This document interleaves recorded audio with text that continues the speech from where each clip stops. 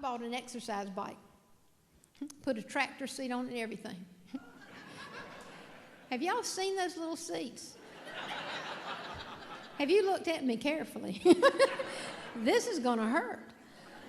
I got on the bike. They always say 25 minutes 3 times a week.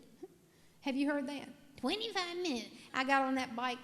I took that timer, turned it to 25 minutes. And I started pedaling. This is not a good view, is it? I started pedaling. Arms and legs and hands are flying. I pedaled and I pedaled and I pedaled. I pedaled till my hair just frizzed right out. I pedaled till makeup ran down to my chest. And my chest was resting on my knees. And my legs were on fire. I looked down. I'd been on that bike 2 minutes. And you laugh because you've been there and done that. See, I'm saying to you, I just want to be an encourager. You can't do 25 minutes 3 times a week till you start out at 1 minute. For some of you, just putting on your tennis shoes will be aerobic. You know, time you get that leg up, you know. But I just want you to start where you are, because you will lose it. You will. Have you seen people in their 60s that are almost unable, and then you see people in their 80s that are still functional, getting up and down? See, that's up to you. And we've learned that people in their 80s can still start. I mean, it's not too late. That's all I want to say. My mother's 84 and 87 this week, sometime this month. 87. I think I've been telling this since she was 84. She walks 2 miles a day.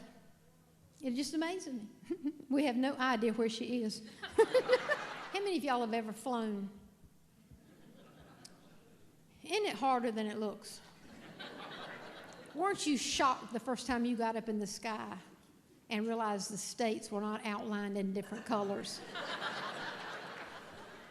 And now since 9/11, they've made it harder and harder. Now they want you to get to the airport 2-3 days in advance. And they scan all your stuff. You got to put your suitcase through. And now when you get to the gate, they're doing a new thing called the random searching. Y'all, they don't know what the word random is, because they get me almost every time. I get up there and they make you assume the position. Tell me, am I looking my best? And the little man comes up with his little wand. I looked at him and said, "That's your little wand." I said, "You know, I'm a big girl. You might want to get a bigger wand."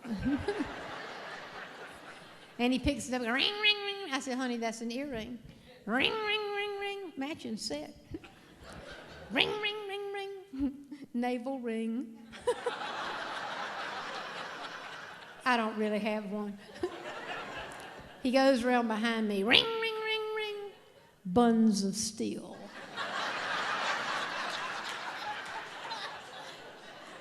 And I'm standing there, and he says, "Ma'am, may I touch you?" And I'm thinking, what does he want? I hear a sound, pop, pop. I know that sound. I know that sound from nursing.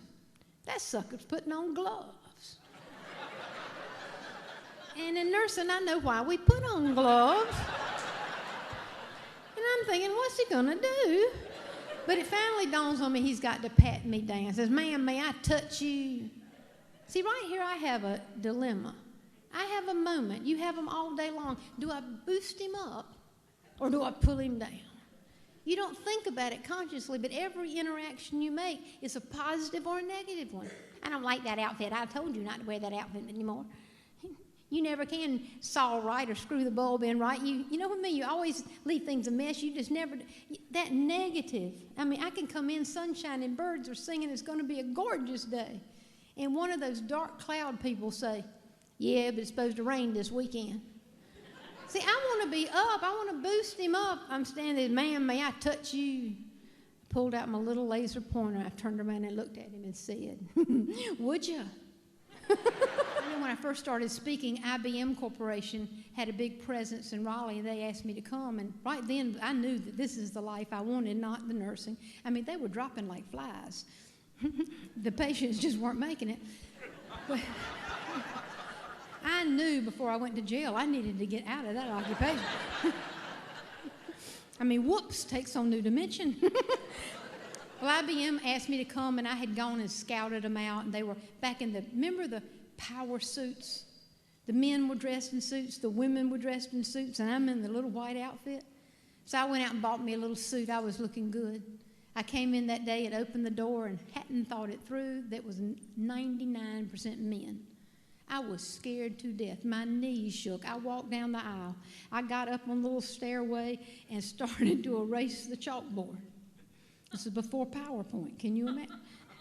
And about that time, I heard thunder. It was the man that had hired me. He came running down the aisle, didn't even use the stairs, jumped up onto the stage, grabbed my skirt and said, "Bobby, your skirt was all the way up in the top of your pantyhose." Do you think that was funny then? I thought I can die or I can drop dead. And you know how when something horrible in your life happens, you have a flashback? Oh, I had a flashback. I could hear my mother saying, "Honey, always wear clean underwear." Crossed my heart. I remembered I didn't have any on. I had on pantyhose, and they have the little built-in panty. You don't have to wear another pair. Nobody's supposed to know.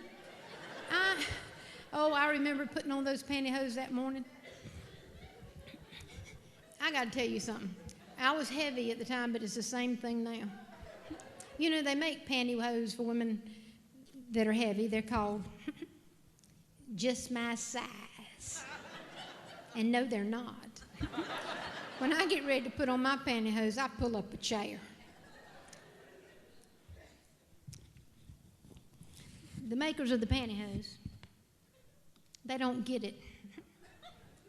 They think that we get taller.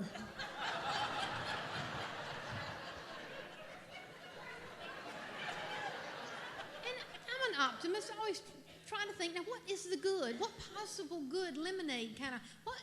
And I thought about it and I figured it out. If you're ever at the credit union and you decide on an impromptu robbery, you can just pull these things up.